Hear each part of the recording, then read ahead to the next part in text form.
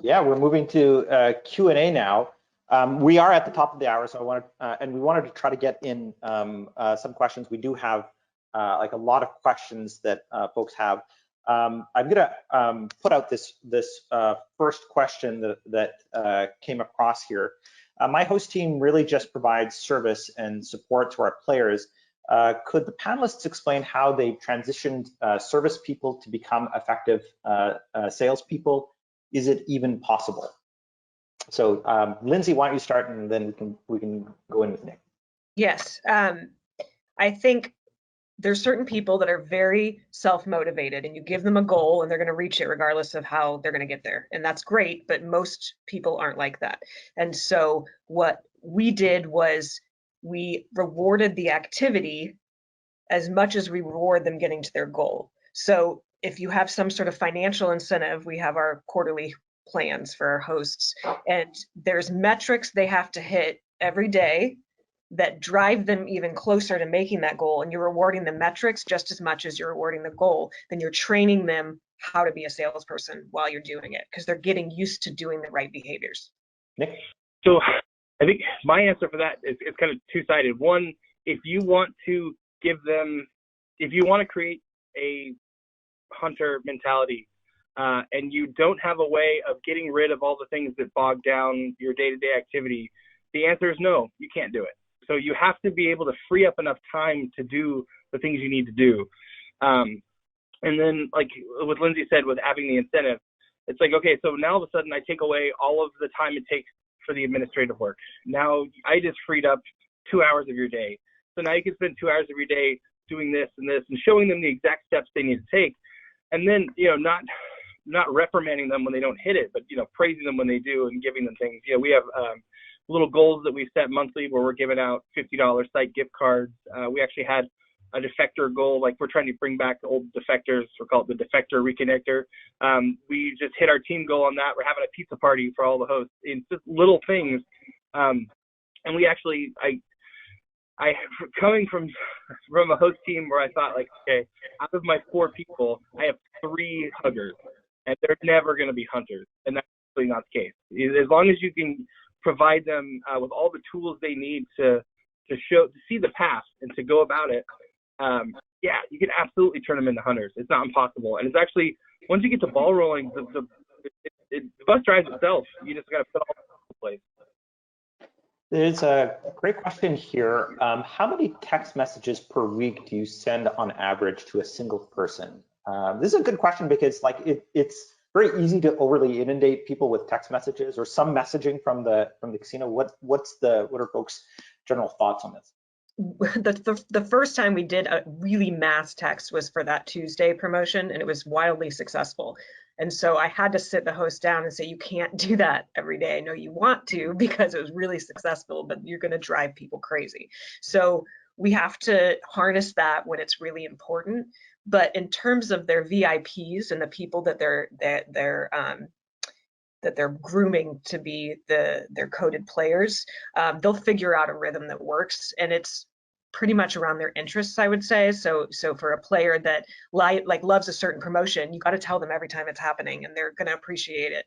And you can also feel it from the responses that you're getting, because the text responses are all logged, and so you can get a general idea if you're overdoing it. But yeah, I would say a handful a week is probably the most that you would want to send. Yeah, that sounds about right. I mean, you have your guests that they just, I don't know if they're just lonely or eccentric, but they'll text you 24/7. But you know, those are few and far between. But ultimately, what I like about Trio is being able to build a folio for them, so I can check all the boxes that apply to them. Like, okay, I know this guy loves country music and NASCAR and all these things. And when you're actually in the text screen, you can see all the about info about them. So I know for a fact, like, okay, this guy definitely wants to know about the country guys coming here. Let me send him a text about that specifically. But yeah, only anytime you send out a big massive text, you gotta be mindful of someone's personal space. So there's a great question here. I just want to add one more thing to that. One of the things we track inside of Trio, there's an activity scoreboard, and it looks at emails, texts, phone calls, and one thing we track is conversations. And what conversations is how many messages went out that got a reply, and then there's a percentage on there. And because with a powerful tool like Trio, it can be easy to become spammy, where all of a sudden players kind of tune it out because it's another message. And so that's an indicator that you can, as a manager, keep an eye on with specific hosts or across the team of, hey, is our response rate starting to drop? Maybe we need to be a little more selective about what we're texting. Yeah. And you can actually, when a guest says, hey, I don't, like, stop texting me or whatever, there's a flag that's like, okay, they don't want to be texted. And out of all of our, I think it's like 1,600 guests we have here that are hosted that are through Trio, I've only had one guest ever say, stop texting me. So I was like, yeah, sure, no problem. But we still call him, he just doesn't like texting. He's in that small percent that prefers a phone call. There's a great question here about how do you get around federal guidelines that restrict certain content such as gaming or cannabis in text messaging. This is actually also kind of similar to a question around like there are like the regulations regarding text messaging, namely TPCA. Craig, do you want to talk a little bit about this? Yeah, I mean, a lot of those laws were made around like auto dialers and spam messages, and so Trio's actually built. There's actually multiple ways we work with casinos to make sure that they're within the guidelines. So one is in the data upload. If you have a flag for opt-in, opt-out of text messaging, anybody that's opted out, we're not going to send messages to them. So that is one of the things in the law where it's, hey, if somebody says, I don't want to receive messages, you need to stop sending messages to them. Two, with Trio, if you're so inclined, you can send everything one-to-one, where we call it you build a text queue, and it could be just like a text blast, and all of a sudden 200 messages are loaded up, and then you end up sending them one by one. So the host has to click each one, and that actually takes it from a robo dialer, which is how the laws are written, to a one-to-one text, which is exactly what your hosts are sending right now if you're not using Trio. And so in the eyes of the law, you're going to be fine there. So, I mean, we're as Trio, we're leaving it up to, because even states have different rules. So we provide all the tools for the organization to use, and then we will work with you to make sure that you're staying within the rules of your jurisdiction. But yeah, so I'm not offering legal advice, but there are several ways within Trio that we can customize it to make sure that you're following all the rules. I just want to get a few more questions in before we end. There's a question here. Can you give an example of a text message sent through Trio? Sure. Yeah. Yeah, I'll go back to the Tuesday one. So the way it works is you go in and there's a button that will insert the person's name. So it starts with Karen. Wanted to let you know we're having this amazing promotion where you and your two friends could win up to $222. Can you let me know if I'll see you there? And then it inserts the host name, Paul. So it's very personalized and it's coming from the casino host. And then you can send that, and right in a moment, 3,000 people can get that text, but it's personalized with the guest name and the host name.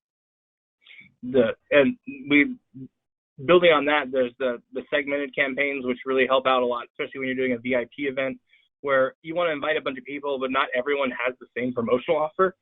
So you can plug that in too. So say I want to invite 1,000 people, but they all have different free play amounts. So I just like, hello, insert guest name. This is your host, insert host name.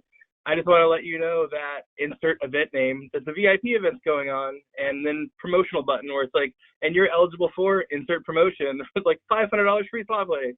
So at a glance, you look at it, it's like, this is a weird looking text message, and then you send it, and then it just out to like, hey, Mary, you have the VIP event for $200, whatever it is. So it's really simple how to add it. So it's, yeah, love Trio messaging.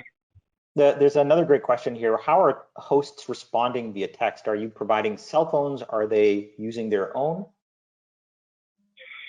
So it used to be so so phone heavy. Honestly, now I just do it all through the portal on the computer. Actually, it's not through any specific device, so it can be Apple, Android, or whatever. So I end up kind of monitoring the host from my couch at home. I'll just log on and like, oh, I wonder what people are talking about today. So yeah, you can do it mobily, you can do it on the phone. Anytime I'm on the floor, I'm using my phone, and I can book rooms just walking around. Just a couple clicks. Awesome. Yeah, we do provide our hosts cell phones as well. Great. Well, we've gone over significantly over. I do want to ask our panelists one last question. What is one thing you would recommend doing right now to accelerate a player development team's selling capabilities? And with that, I'll start first with Lindsay. I would bring the hosts in and have them walk you through their day and the amount of time they're spending on various tasks, whether it be administrative, whether it be on the floor, and then immediately see what is wasting time and what is something that can be streamlined, and then think about a tool that you could use to be able to streamline all that activity so that you're removing the obstacles for them to be successful. Awesome.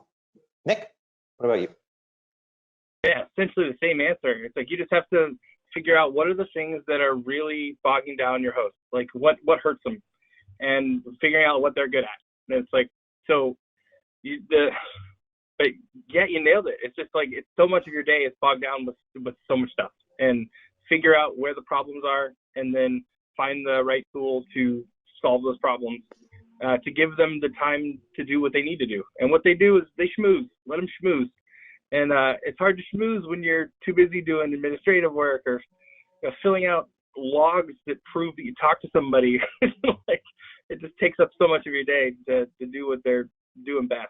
So awesome. Craig, last word to you.